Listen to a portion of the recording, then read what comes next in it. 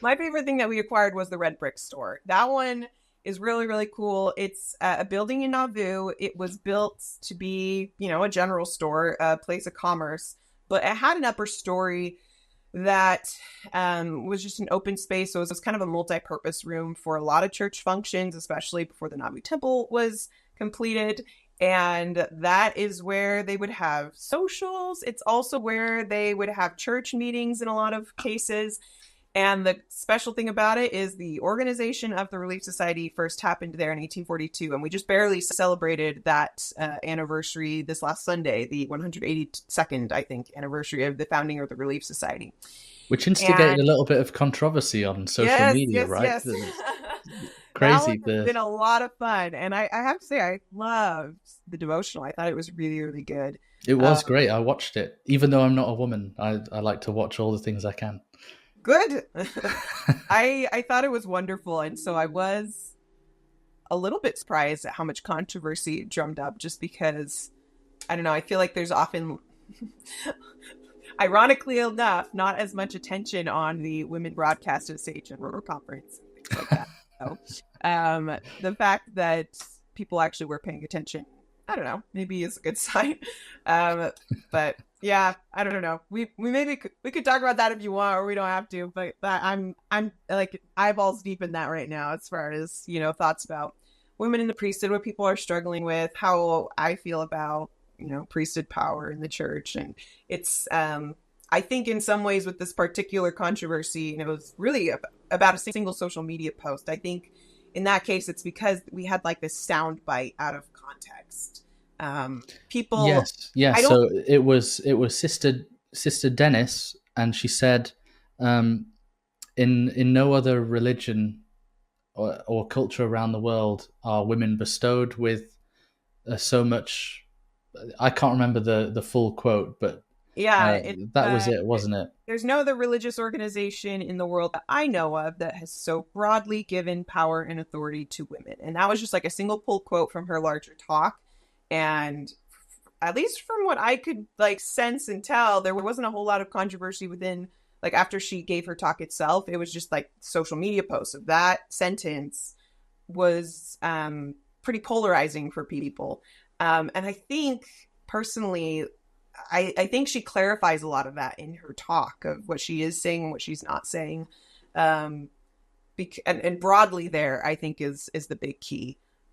She's not saying that our organization gives like the most or the highest or in comparison to men, but rather she's trying to make a comparison of women's authority in our church compared to women's authority in some other churches based on parameters that she explains in her talk. So I thought it was a good point. I agree that the authority that women have in the church is vast in scale. And I don't think she was remiss in that. And I think some people are missing some of that context when they kind of just see a pull quote out of context and are reactive against that. So there was a lot of, turmoil in the comments, I suppose. It was a very, very polarizing post. I mean, it was more comments than I'd seen on any other post the church has ever made on Yeah. Instagram. And But that was after they disappeared and reappeared. I know. Honestly, being sort of used to technology and stuff, it was clearly just a glitch. Otherwise, they would have had to have about 100 people all working on the comment section, like squigglies from them. And So okay, I think it was, I don't know, just a little humorous to see a lot of these conspiracy theories pop up about like the church is actively trying to suppress women's voices by deleting all these comments when it was actually just like an Instagram glitch. You could test that by seeing them across different like brands. Like a lot of other brands were having this issue, but I also like I know how small the church's social media team is. It's a lot smaller than you would think it is, and there's no way they could actively delete that many comments even if they wanted to. I mean, it's just they're doing a great job, and they were doing everything they can to try to say like, thanks, we're listening, we're trying. Sorry about the comments. We promise we're not deleting them, but at the end of the day, people are gonna be upset about things they're passionate about. How do you feel? I know we'll get back to Kirtland. Okay. But let's spend a moment in this world. How do you feel as a woman in the church? I've not touched on the topic in my podcast because I don't want to be a man talking to another man about the female issues in the church. And I would want to devote a decent bit of time to discussing it.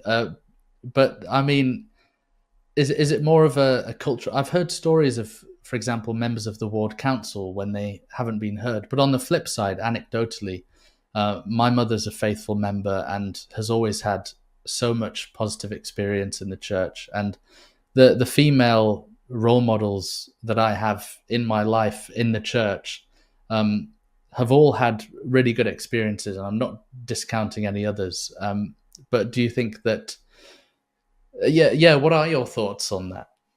I mean, they're varied and they change, and I've never like really tried to systematically like really nail down my comprehensive thoughts on women in the priesthood, but I love the church and I love the power it gives to women. For the most part, I do feel like the church is the most empowering institution on earth for women, specifically the temple. I feel so empowered by the temple, and I feel like what it's trying to accomplish is vast in scale. Like Sister Dennis was saying, it is trying to help us become queens and priestesses in God's kingdom, and it is endowing us with so much of power and authority. And I think so much of the abrasiveness and the tension comes from our different paradigms around power and authority. It's so popular today to talk about power in terms of like the social structuring of power, who dominates over who is the victim in this scenario, who has hegemony and so is unfairly wielding authority over another person. But there's also just pure power, the power of God, the power to move mountains and to have control and command over the elements, over spirits, even over death in some cases, over healing. That is like pure, unadulterated power. And obviously, there are people who have God's power who wield it inappropriately, and those aren't situations we would applaud by any means.